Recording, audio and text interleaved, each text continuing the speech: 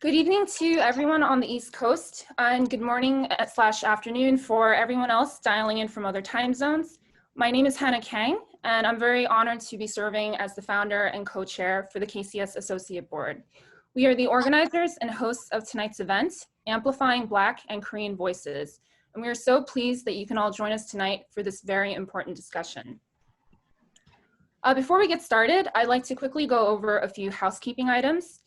During the 30-minute discussion with Marja and Milton, please feel free to type in your questions in the chat box at any time. Board members will be sorting through them throughout the discussion, and there will be a 10-minute Q&A following the discussion based on your submitted questions. Please also stick around for the end of the Q&A, as we will be sharing some exciting opportunities with our sponsors, which will only be made available for our attendees. And lastly, we strongly advise that you set your viewer settings to speaker view throughout the event. So a quick introduction to the Associate Board. We are a group of young professionals whose mission is to support and raise awareness for our parent organization, Korean Community Services of Metropolitan New York. We do this through events like tonight's discussion as a way to meaningfully address the issues that are important to our community and are also the focus of many of KCS's programs and services. KCS was founded in 1973 and has since then become one of the largest and oldest operating Korean nonprofits in the Northeast, currently servicing over 1,000 individuals every day in the areas of senior care, mental health, public health, workforce development, and youth empowerment. I'd like to first say on behalf of the Associate Board that we have been truly blown away by the overwhelming interest in tonight's event. We understand that this is a complex issue, but we also feel, and I think tonight is evidence of this, that there is a real need and perhaps even hunger for this kind of dialogue in our community. I think I speak for all the board members when I say that we are really grateful to have had this opportunity to host this discussion, which we feel is also in line with the spirit of the work that KCS does in the Korean community. In light of the violence we saw against Asians during COVID-19 and the murder of George Floyd, Breonna Taylor, Ahmaud Arbery, and countless other names, racism has been a much addressed topic and a grim reality for both the Asian and Black communities in the last couple of months. I think it's no secret, however, that the history between the Black and particularly the Korean American community has not exactly been one of collaboration or mutual respect, despite the fact we share a common experience in facing discrimination in this country. Our reason for wanting to have this particular discussion tonight was that we felt it was important to not have a conversation about anti-Blackness and racism that was centered only around ourselves as Korean Americans. In addition, it is important for us to deliberately counteract a common and somewhat unfortunate perception of our community, which is that we can come off as insular and detached from these types of issues, especially when we don't think it directly affects us. If you identify as Korean or Asian or Korean/Asian American, I'd like to specifically challenge all of us tonight to think about what we can specifically do. How do we take the feelings that we've held the last couple of months, perhaps of confusion, obligation, maybe even guilt, feelings that we may have been culturally trained to internalize and for which we don't have a common vocabulary to discuss? How do we turn them into conscious acts and strategies that are more than just about having conversations with our parents about racism or what it means to be a good or bad Asian? I think we are all capable of doing more than that, of being more introspective, more organized, more vocal, particularly because we know firsthand that silence in the face of bias and discrimination, as we've experienced firsthand ourselves during this pandemic, is not an option. Hopefully our community will continue to be open to having more of these conversations and to actively participate in the greater work around creating our specific model of allyship with the Black community and forming solidarity. So with that, I'd like to turn it over to Linda Lee, President and CEO of KCS, who will introduce our moderator. Hi, everyone. We're so excited to see so many faces tonight, and we are extremely grateful for all of your interest in this event. And I just wanted to first thank the Associate Board members for putting this together. I know they spent countless hours on the back end just trying to organize everything. And of course, for Milton and Marja, we're so excited to hear your stories later.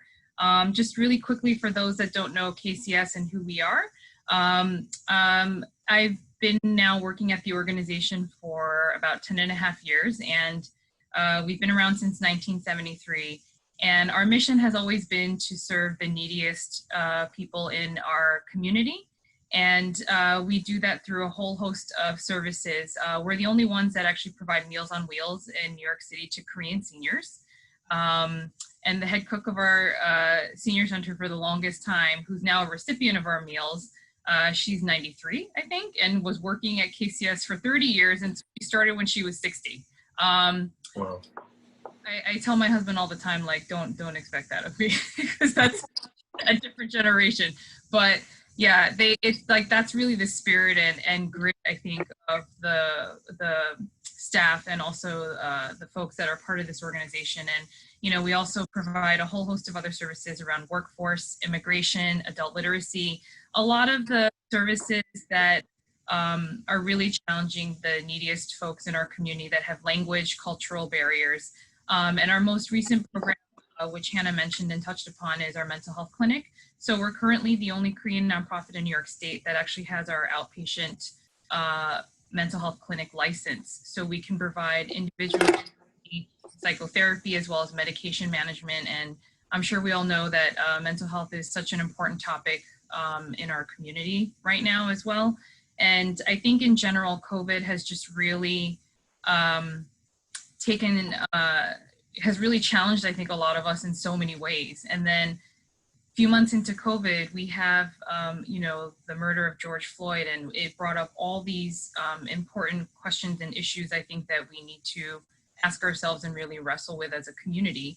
And as Hannah so eloquently said, you know, I think this is the time to amplify our voices, have these very honest conversations, and really ask ourselves as a Asian and Korean community, what is our role and how do we support our fellow communities of color, and how do we stand together and make sure that this doesn't continue, right? And how do we amplify our voices? And so that's why we're here tonight, and we're so excited.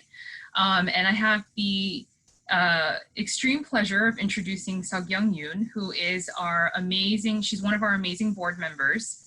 And she comes from a wealth of background in communications as well as marketing. And she has played such an important role in helping our staff with our communications effort, which became 100 times more important during COVID. And she's played such a crucial role in caring for our staff and our community. And so I really want to thank you so much, Seok-young, for your willingness to step up in this way. And so I will pass the mic to you. Great. Thank you. Thanks, Linda. Hello, everyone. Welcome to Amplifying Voices. It's a new series of conversations about various issues that are of particular interest to Korean Americans and Asian American communities in New York City. So please continue to follow us and continue to join us in future events. My name is S.K. Yoon, and I'm a member of the board at KCS. I'm so excited tonight to be speaking with Marja Vongerichten and Milton, Washington, about issues that have been on many of our minds these past few months. Issues of race, racism, and identity, especially as Korean Americans, Asian Americans, and also exploring the idea of allyship. How can we become better allies and help break the cycle of systemic racism that exists in our society today? But before we begin, let me properly introduce our guests tonight. Marja Vongerichten is an author, chef, and business owner who helped introduce Korean food and culture to a broader American audience through her wonderful PBS series, Kimchi Chronicles. I'm sure many of you remember that series, which featured Marja and her world-famous chef husband, Jean-Georges, traveling throughout Korea and doing what Koreans do best: eating, drinking, and even karaokeing. Marja's remarkable life story began in Uljangbu, South Korea, where she was born to a Korean mother and an American soldier father. She was adopted at the age of 3 by a colonel in the U.S. Marine Corps and his wife, a civil rights attorney, and grew up outside of Washington, D.C. With the help of documents provided by her adoptive parents, Marja found her Korean birth mother when she was 19. She was actually living in Brooklyn, of all places. Since then, she has reconnected with her Korean roots, family, culture, and food, and Kimchi Chronicles documented Marja's very personal and joyful journey of rediscovering the tastes and smells of the first food she had ever had, which was Korean food. Welcome, Marja. Hello, everybody. Am I muted? Oh, good. No, you're good. You're there. Okay. And on to Milton, Washington. Milton was adopted from South Korea at the age of 8, he thinks, in 1978. Milton now lives in Harlem. He runs a visual development company which helps businesses grow by more effectively telling their stories visually. But in the spirit of old Harlem, he's quite a Renaissance man. He's amassed a large body of work in photography, some of which has been published in the New York Times and Food and Wine magazine. His newest endeavor, though, is a revolutionary fitness system he founded called Rock Mill Fitness, in which a series of movements build strength and develop flexibility while providing cardio and conditioning, resulting in help alleviating joint pain and improving coordination, rhythm, and balance. The system is all centered around the African stool, also called the rock. It's a great name. But that is not all. Milton is also a wordsmith. His upcoming memoir, Slicky Boy, will be published in 2021. It's the story of a fatherless black boy born to a Korean prostitute, left to roam his camp town with a pack of homeless kids. Little Miltona fights, steals, and drinks while his mother works long hours, all until the age of 8 when he's adopted from the country that never claimed him by a black military family from Texas, the Washingtons. Slicky Boy is about the love and the loss of one mother and the finding of another, with a lifetime of living in between. Welcome, Milton. Thanks for having me. So I hear that Marja and Milton, you had actually both been at the same orphanage in Korea. I'm not sure if it was at the same time, but you have incredible life stories. And I just wanted you to share your experiences as adoptees, as Korean Black adoptees, and also just how that has affected your kind of perception and understanding of race in this country today. Maybe we can start with Marja and then we can move on, or you're Sure. together, you can probably, talk over each other as well. Yeah, I'm sure that'll happen. Uh-huh. So actually, now that you say those years, Milton, I think you were adopted before I was. So I was adopted in 1979. You were 1978. 78 for me, yep. Yeah. Okay. So we just missed each other, but we connected in New York Yeah. years later. And actually, we found a whole group of us that were all adopted by the same orphanage, and it was called Father Keen's Home for Amerasians. So right there, it tells you there was a need to get these children out of Korea at that time in the 70s. So my mother was unwed, fell in love with a young gentleman in the military, in the army, and typical story, it's a war baby, he left when she was pregnant. And she tried her best, but she kept me until I was about 3 years old. And then I was put into Father Keen's home. And the way I ended up there was actually Father Keen would roam the streets around these military bases looking for mixed children because he knew how horribly they were treated. And I think, Milton, weren't they called Dust in the Street? We were called Yep. Dust Yep. in the Streets or something like that. I don't Dust know. of the streets, yep. Yeah. Yeah. So you can imagine the urgency and need to leave there. So fortunately, I was found. They convinced my mother to allow me to be adopted, and my parents. My father was actually in the Marine Corps. They're just newly married, and he was stationed in Korea for 2 years. So they had just gotten there, decided they wanted to adopt an Amerasian baby, and I ran by at 3. So that was kind of the end of that story. But they also ended up adopting my brother, who's not my biological brother, but we share the same adoptive parents, and he was adopted at the age of 3 days. Yeah. Wow. So I didn't live long in Korea. I think I lived on the military base for about a year. And then they soon took me to the States. Yeah, where I was naturalized. Yeah. So then after that, I had a typical, well, I wouldn't call it typical. I had a middle class upbringing in Northern Virginia. And I, was raised with memories of being adopted, but it was family business. We didn't talk about it. And I looked like my family. Do you know what I mean? So I always had memories, and I always was very, very curious. And I didn't decide to look for my mom until I went to college.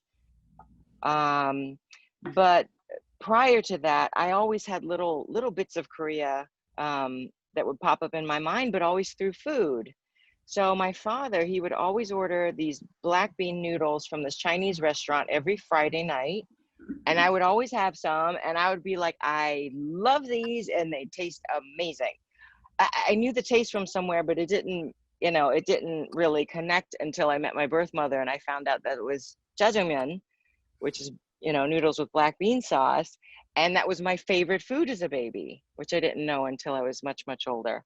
But anyway, little tidbits like that. They started to sell kimchi in the Giant, where I lived, and I would buy some just to remember the taste, but no memories other than that.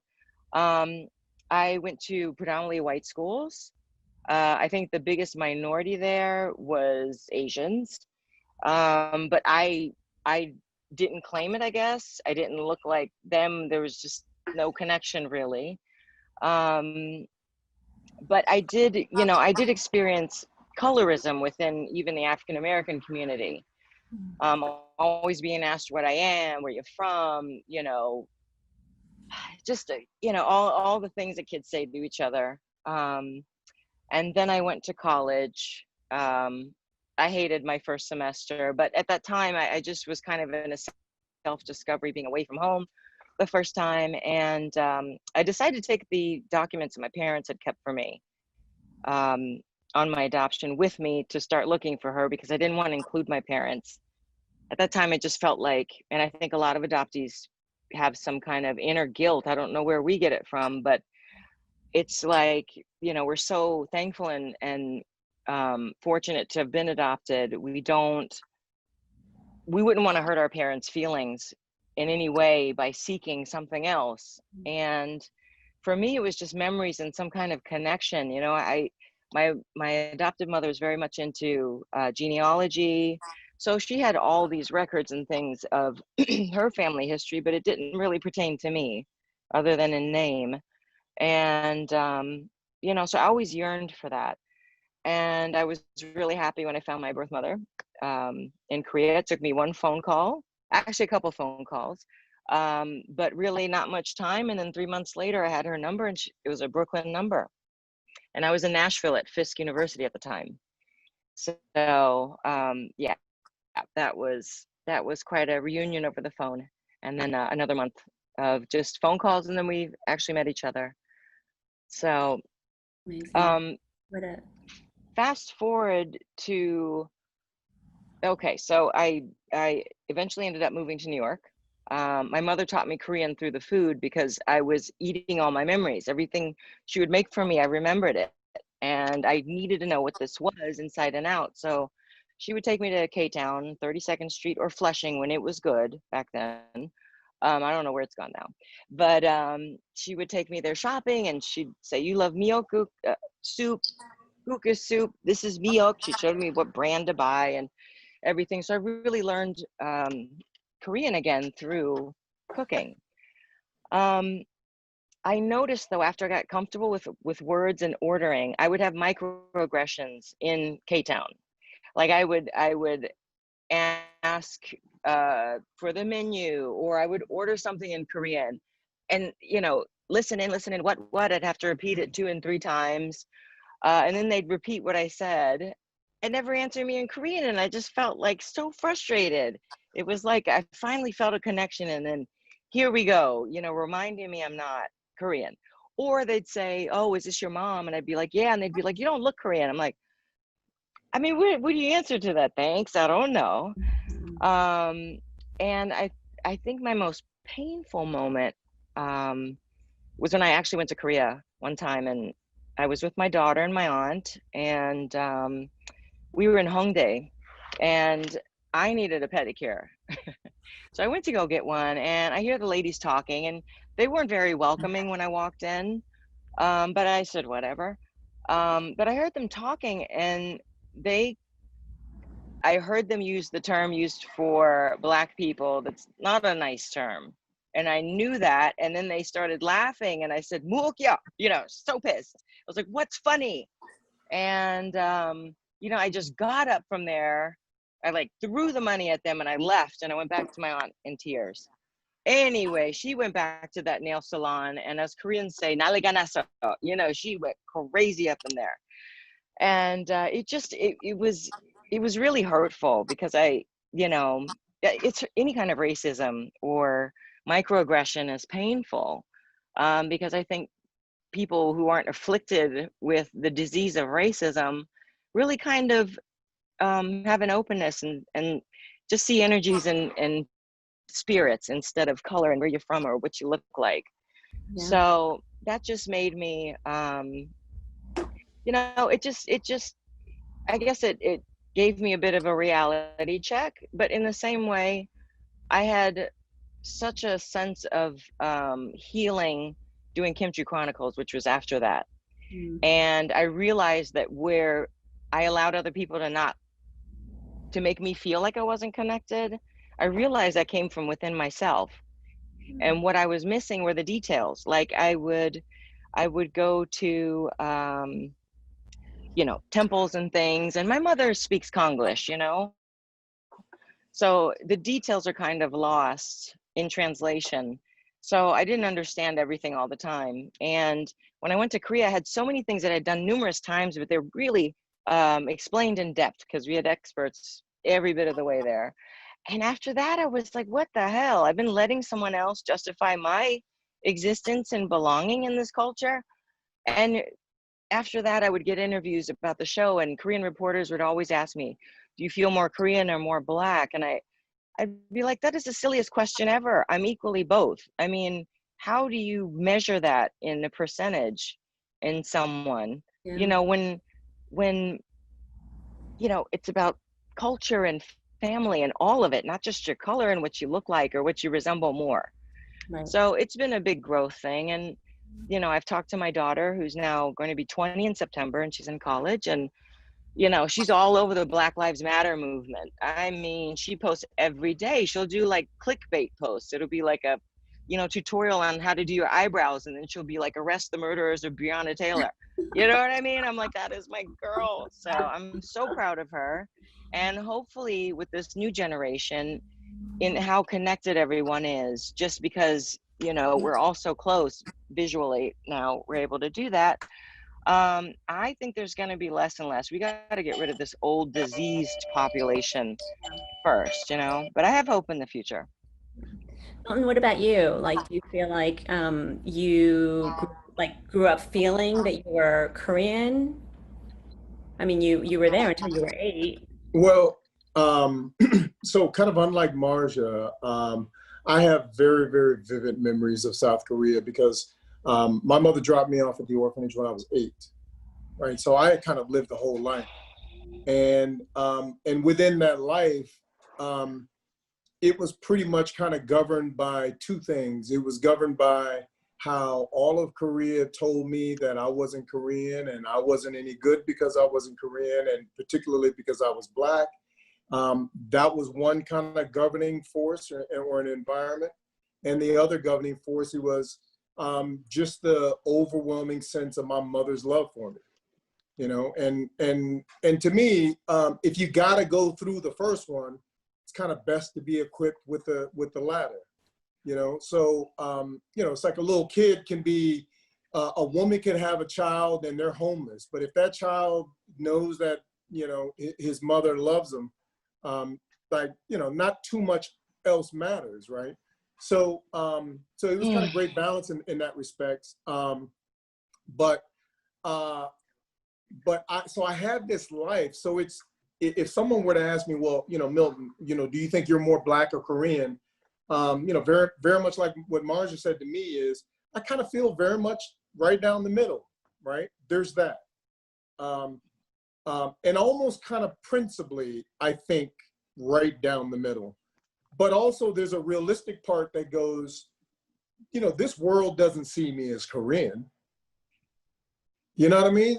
Like I can go to K-Town and you know, we could be having, you know, some good food and some drinks, and you know, I tell whoever, whatever shop owner down there that, yeah, you know, they come over to the table when I'm talking, and yeah, I'm Korean 100% of the time. they all laugh as if I'm telling a joke. You know That what I is mean? messed up. It's like, oh, yo, Milton, you're so funny. I'm like, but I'm serious, right? But you know, but the thing is though, but I nowadays in kind of my grown life, I very much feel kind of I skew to Black because, you know, I'm not reminded every day that I'm Korean, but I'm reminded every day that I'm Black. You know, I just, you know, it's from how people look at me and expectations that are there and all. I'm Black. I'm Black. I'm a Black person who was born in Korea, and the Korean culture is very much in me. But it's not but I have to clarify this. It's not a rejection of the Korean culture. Like, I love the Korean in me. Like, every time I'm in K-Town, like, I'm just cloud nine, you know?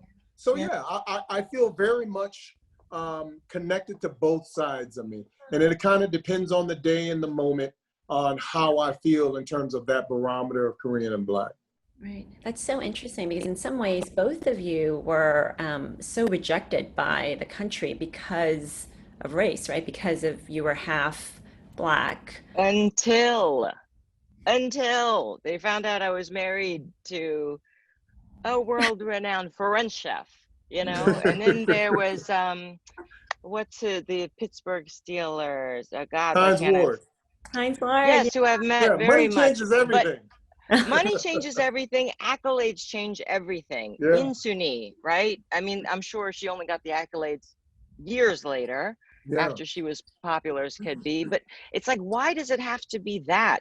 I hate that about. That really makes me sick. It's so fake, you know. But I have to say the majority of Korean people as a culture are not like that. I'm talking about that 1% that makes all the decisions as to who gets the money and who gets sponsored and this and that. They have their own ideas of what they want to feature, you know? Right, right. So, but overall as a country, I mean, I am so proud to be Korean. I feel that Han when I land and I can see the mountains and I'm smelling the sea and the pine trees at the same time. It's like, I don't know, it makes me want to cry every time. But, you know. That's amazing. That's amazing. Yeah. But do you feel like there's something particular? I do feel like maybe it's ignorance, maybe it's that especially among Korean Americans, older Korean Americans, there's a history of, you know, the LA riots, and that's very kind of still in their memories. Do you feel like there's a particularly kind of racist streak or kind of like an intolerance among Koreans or Korean Americans that you see? Well, well, put it this way, like when I was a kid, and I'm not going to get this exactly correct, but because I don't remember much of the language because it's been so long since I've used it, but I spoke Korean until I was basically 9 years old. But I remember that song, and I know I butchered those words, but those words were basically, you know, the black monkey's buddy's red. That's what I heard. Oh, I didn't know that song. That's what I heard every day, all day. Oh, you know, no. Whether I was in the village, whether I was in Dongdaecheon, whether I was in Bupyeong. So, you know, but the thing is, you know, hey, number one, that's how kids are. If you're that kid in the village with one arm, you're gonna get talked about. You know what I mean? That's just the way, you know. And then, you know, there's kind of you know, grown up, mature iterations of that. A lot of that what we feel in our lives. So there's a part of kind of, I know, what I experienced as Korean racism, which is really sharp and intense. You know, yeah, it hurt then, didn't understand it. But when I got adopted by a black family and got brought to the States and then saw the other variations of racism, I just kind of chalked that up to human nature. And no, when it comes to black and white racism here in the States, you know, not all racism has a legacy of, you know, black and white slavery. But it's just some of that's human nature. And, you know, there's a thing in which the majority, which has the, which has the power because of the majority, or they think they got the power because of the majority, and how they treat the minorities. So me, I've never really, Koreans have a very kind of distinct type of racism that is kind of full of vitriol and judgment and pain. But a lot of you go to other parts of the world, you're gonna get the same thing. And and it's like, a lot of times I look at I look at Korean peeps that have that sort of feeling towards Black folks, and I'm like, you kind of got what you got because you had a country. Black folks didn't have a country, really. You know what I mean? So, I guess all that to say, I take Korean racism, number one, as kind of human nature. Number two, it's a function of all the cultural stuff that's baked into the Korean culture in terms of the definition of oneness and what it means to be Korean,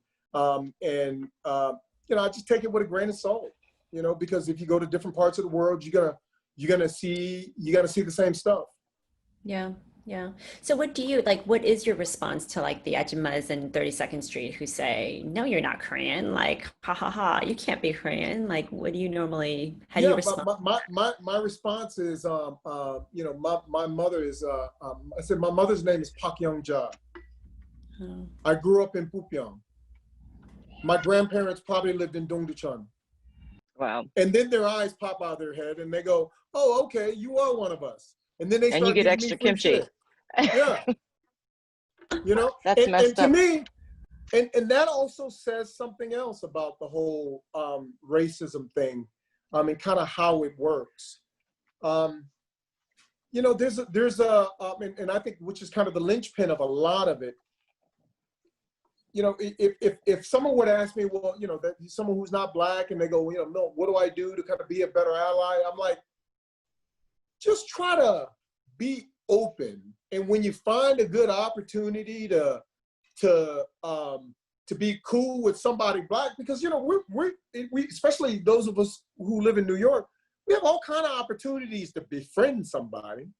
Yeah. But oftentimes our biases kind of restrict us in terms of, who we befriend, right? Because we typically befriend those folks that are kind of more familiar to us in one way or the other. Hey, take a chance and befriend somebody Black. And one of the first things that you're gonna find is they're a lot like you. It ain't the folks that you hear about or see about on the news. There's just a lot. Let me tell you this. So out of the family that I was adopted in, we had, Don Washington and Gwen Washington had 4 of their natural kids. Don, Donna, Darren, and Dwayne. Don's in Chicago. Donna is in Raleigh. Darren is in Indianapolis. Dwayne is in Alexandria, where my parents live. Don, Northwestern. Donna, Northwestern. Darren, Stanford MBA. Dwayne, Northwestern. Nobody got a scholarship. So chances are, if you're on this call, they're very much like you. Chances are. And if you gave them a chance, you'd go, well, damn, Black people are kind of like me too. So there's just a kind of an openness, and I know it's it can be kind of an ask. It's a big ask. Just be open and just be kind of human and check yourself. That's the thing I always kind of say, listen, you come to any one of my parties, you're gonna see 80-year-olds, you'll see 20-year-olds, and you'll see every spectrum in between. And 80% of the crowd is probably going to be gay or LGBTQ in that category, right. And 20% are just straight, And chances are my best friends are going to come from the LGBTQ crowd.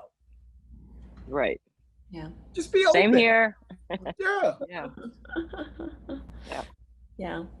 But beyond that, I feel like, for a lot of us on this call, probably, we're younger generation, Korean American, Asian Americans, white Americans, Black Americans, but it doesn't feel like it's enough just to be open right? Especially with all that's been going on. Like, it feels like we need to do something more. And I think that for Asian Americans and Korean Americans in particular, we just don't know where we fit in the conversation. And I think we don't know how to insert ourselves, I think, in some ways. Would you have any advice to us or any thoughts in terms of that? Just jump in if you feel it and it feels strong.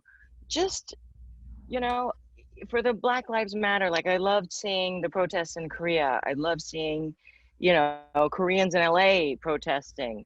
I think it's awesome. You know, show up for us, we'll show up for you type of thing. Yeah. You know, I don't think you need to come in as a special category. I think that's a problem with everybody here. America, it's like, it doesn't have a culture of its own. It's all you know, it's broken down into many different cultures, which is beautiful and what makes this country great. But at the same time, I feel like we're kind of stuck in those margins we put ourselves in. Korean Americans, African American. I mean, I'll just be thankful for the day where you can just say, I'm a woman, you know, doesn't matter. Right. You know, my thing is, I guess, because I attribute a lot of kind of people's behavior to, you know, kind of human nature. I guess I have lower expectations for people really going out there and fighting our fight. I do. I know, you know, there's protests in, you know, in South Korea in solidarity, you know, with Black Lives Matter.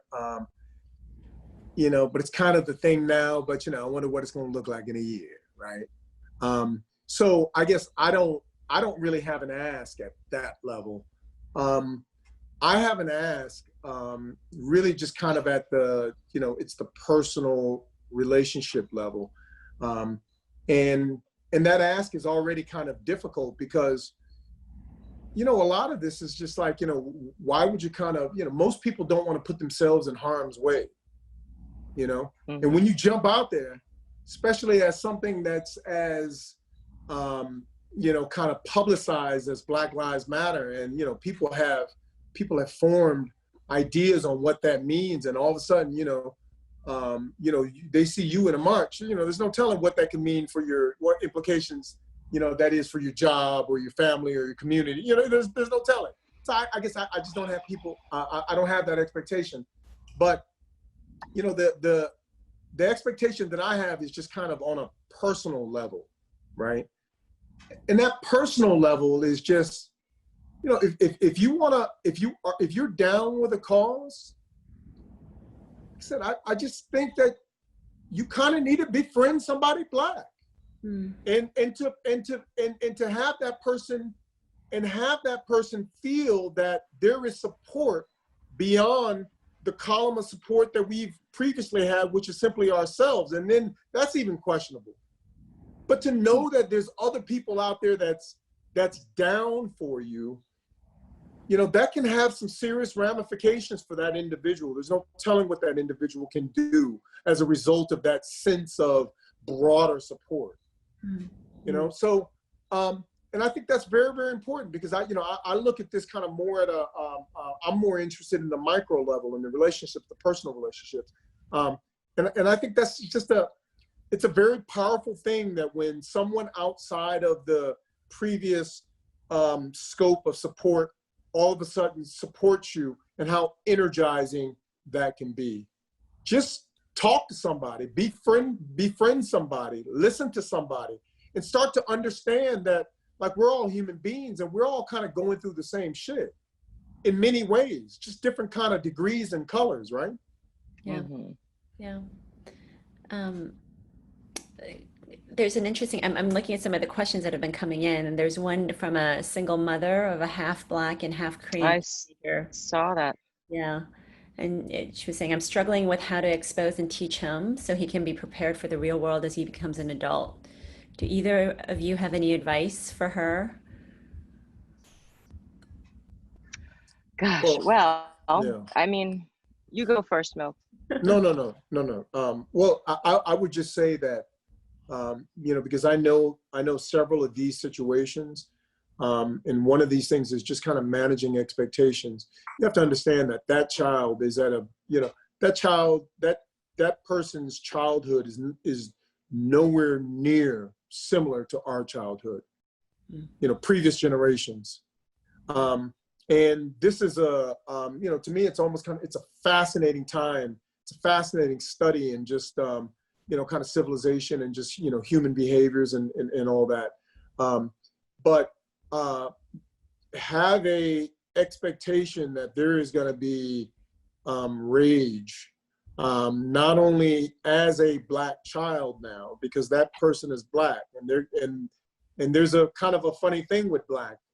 There's a lot of people can be repulsed by Black, at the same time be just completely drawn to Black, because Black is so fascinating, So not only is it rage, but there's also kind of conflict in that child's identity. And it's a lot to deal with. And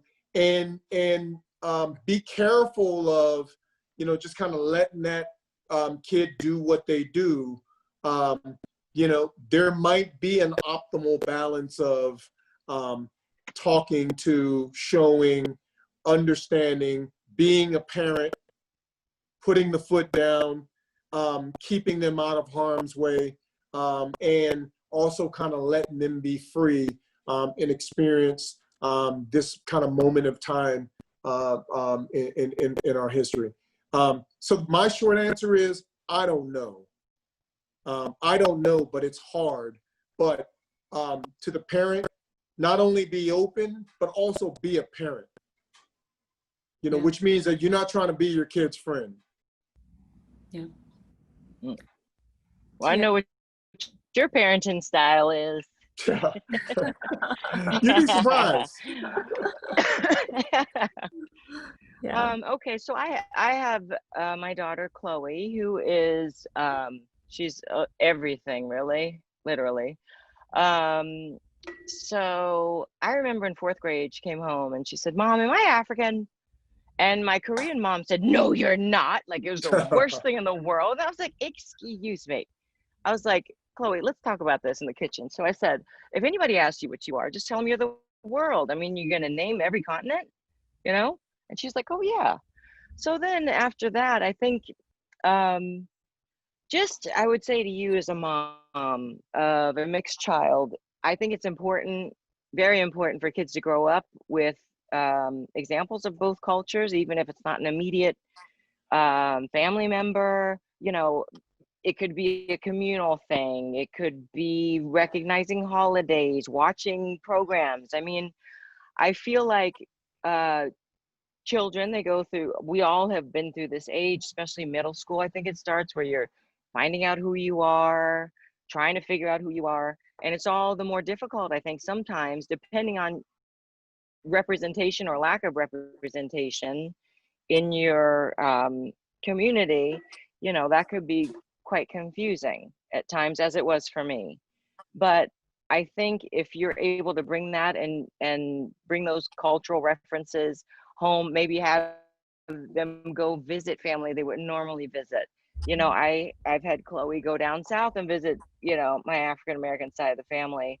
And she's also been to France, and she's also been to Korea, so she's experienced everything and she's comfortable everywhere, I think, as a result of that. And, she's got more of a respect for other people's cultures, or even food that she doesn't necessarily like, or smells, or a language. Like, she's got a sensitivity, because her grandmother speaks broken English, and, I mean, it's just the whole gamut. So I think exposure is the most important thing, and teach them to love themselves, and they'll see that through you. They'll learn how to love themselves the way you love yourself. Yeah. I feel like both of you are such amazing examples of staying hopeful and positive and passionate, and also creating as chefs and as artists. Like, I do feel like you've kind of channeled the experiences that you've had to something so positive. How do you remain passionate and hopeful, especially during this time where, I feel like our country is so, burdened by this long history of racism that we just can't seem to break out of? Well, for me, it's been cooking. That always feeds my soul. I was gung-ho about this YouTube channel. I did like 4 videos, and then I'm like, wait a minute. You know, I'm trying to churn one out every week. The editing, forget it. So that just kind of went to the wayside. But I've been having a lot of fun. I've been honing my craft, so to speak, using different techniques, learning other foods, actually. I'm really into Thai food right now. So, you know, I'm trying to figure out how to mix it with the Korean, a little soul food, you know? Isn't Jean-Georges, isn't that his expertise in some ways as well? Yeah, well, I mean, yes, he's got his thing. I've got mine, you know. Yeah, it's more European, his take on things. And it's funny because every time I have family from Korea come into town, you know, I'm trying to wine and dine them at all the restaurants. And my biological cousin, my Korean uncle's youngest son, is a sous chef at Perry Street, one of JG's restaurants. And he spoke no English when he came here, but he learned in the kitchen, so he's amazing. So I usually try and wine and dine my family the first few days they're there, and they always have a stomach ache, so I end up having to make Korean food at home. Kimchi jjigae, they're always digging in the fridge for kimchi, and then after that, we don't go out at all. So it's quite funny. Yeah. Yeah, you know, me, I guess I stay kind of encouraged because, you know, one of the most important things to me in my life is my artistry, you know, and with my artistry, and artistry comes in many, many ways, but I don't have a problem expressing myself.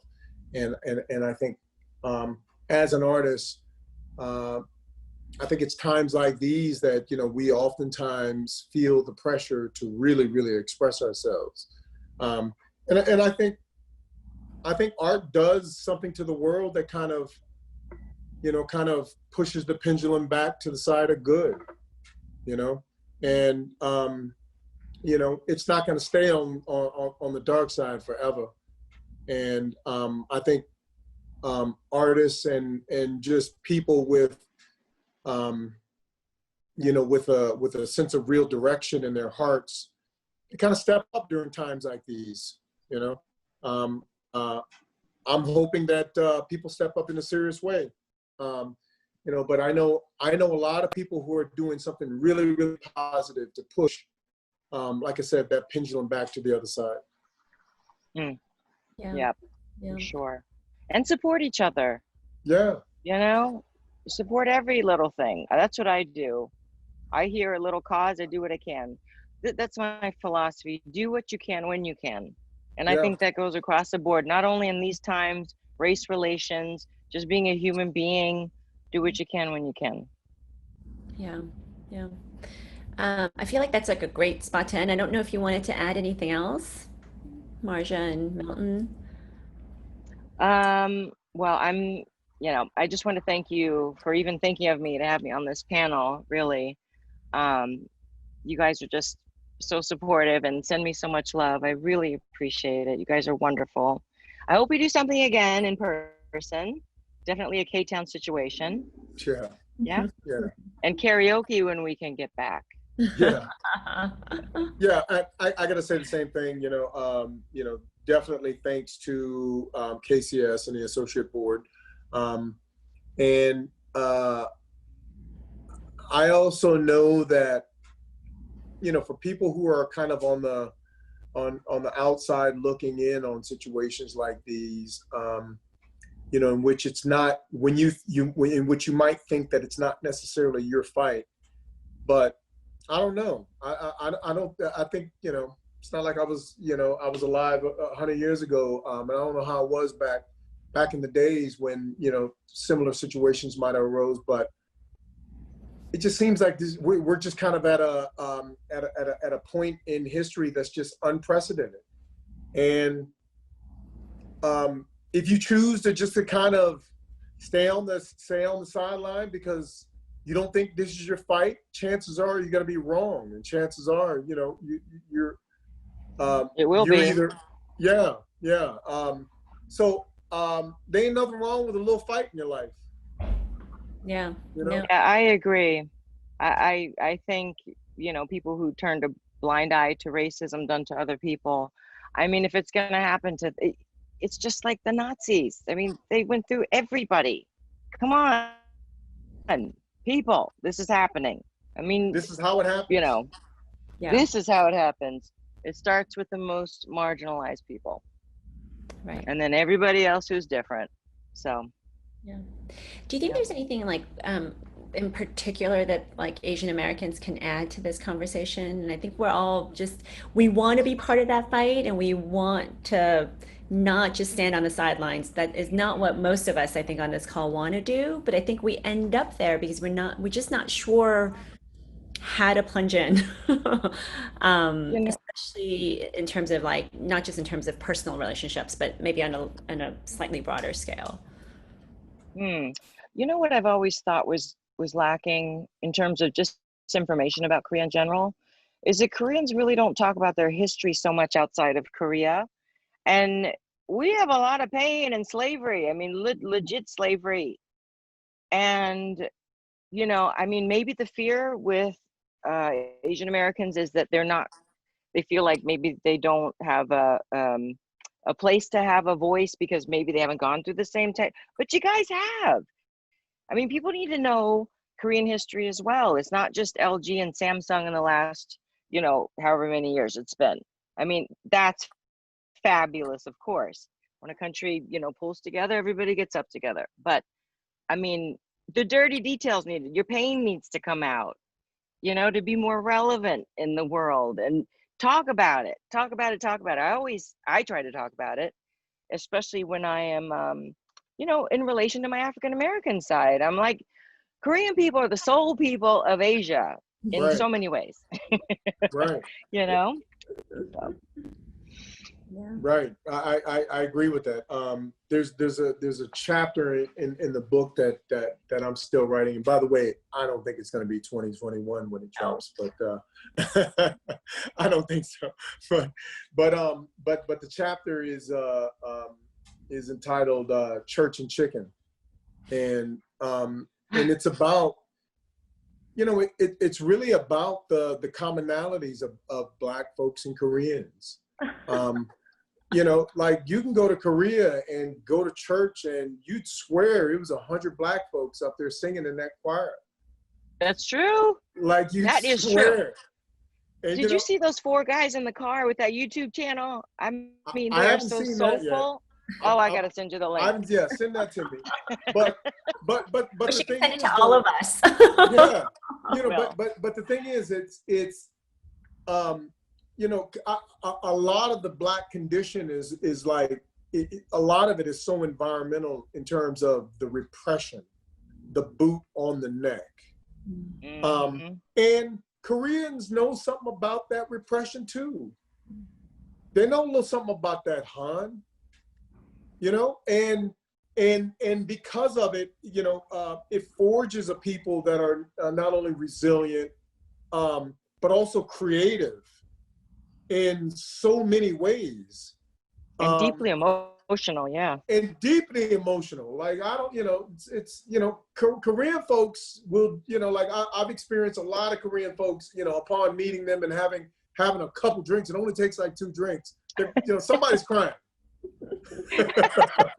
Somebody's crying. Somebody crying on my shoulder. You know, and I'm like, come on, dog. I don't really know you. Come on. You know what I mean? Man, we're cool, man. But you know, get off me.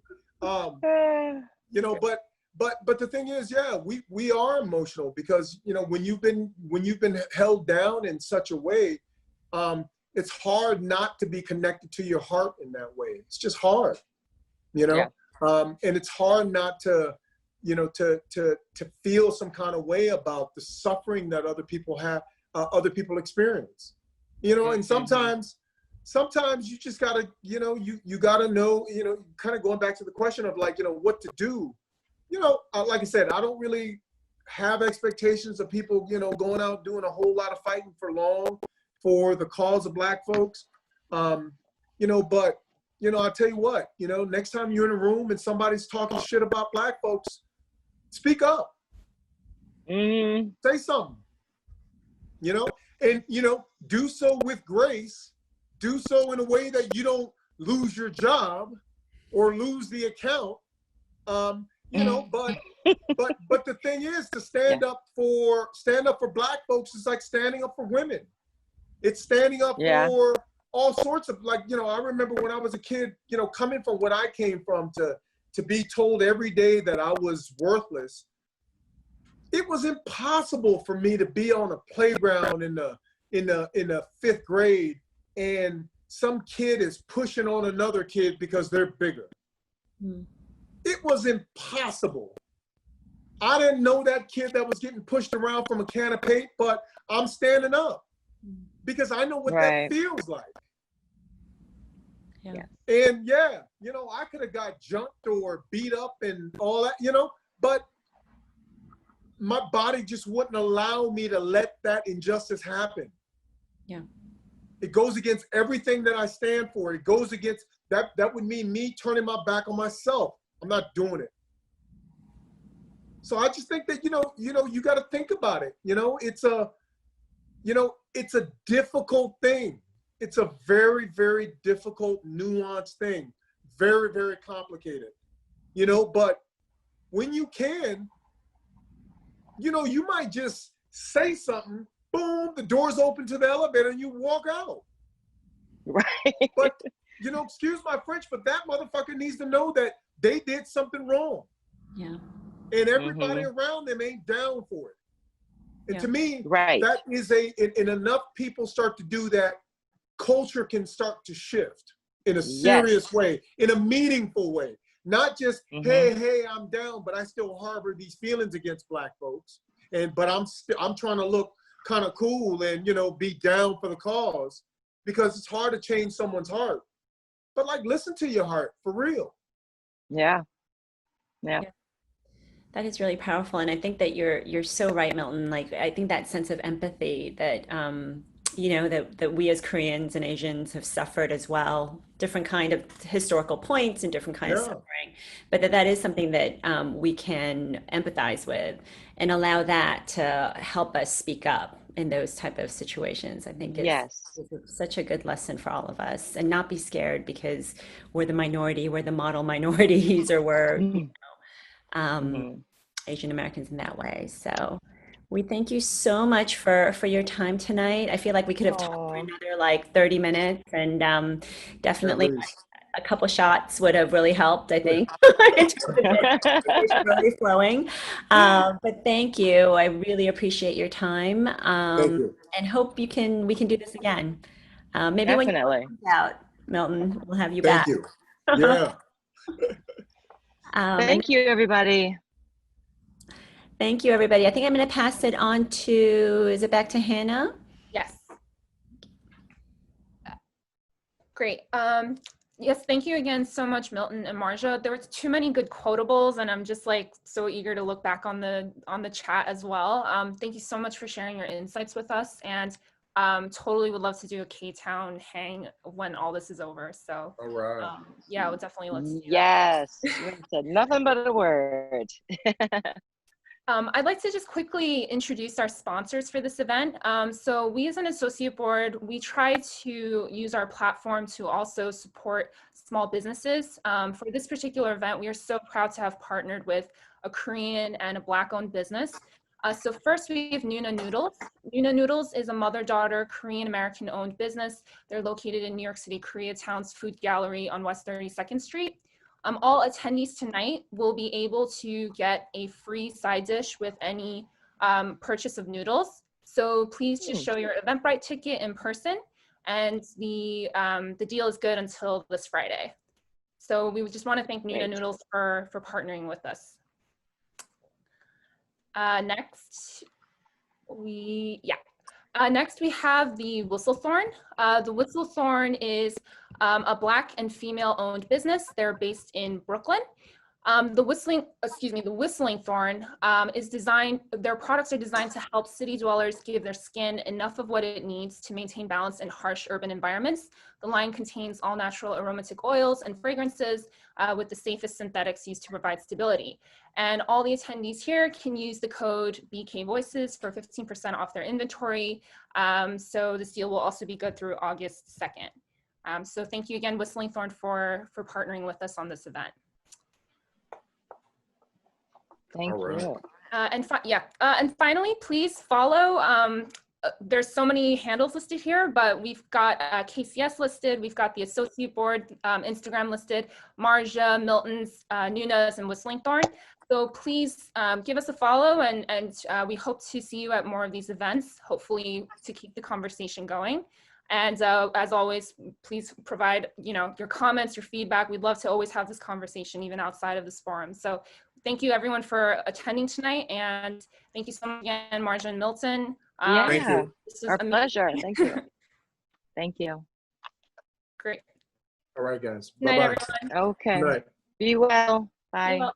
See you in K-Town.